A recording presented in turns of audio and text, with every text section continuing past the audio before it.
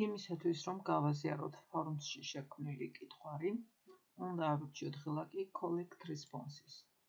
გამოსულ ფანჯარაში გვაქვს გაზიარების სამი ვარიანტი. პირველი მონიშნა მიუთითებს იმაზე, რომ რესპონდენტი შესაძლოა იყოს ნებისმიერი ადამიანი, მიუხედავად იმისა, აქვს თუ არა ამ ადამიანს მეილი. მეორე მონიშნა გვაძლევს საშუალებას, რომ გავაზიაროთ ჩვენი კითხვარი მხოლოდ ორგანიზაციის ფარგლებში შექმნილ მომხმარებლებთან და რესპონდენტებთან.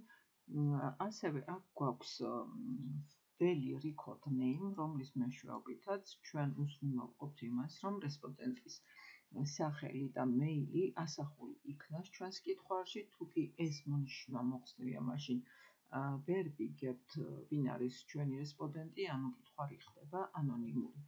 და მეორე მონიშნა, რომლის მეშვეობითაც ჩვენ ვუზრუნავთ კითხვარზე ერთზე მეტი პასუხის გაცემას.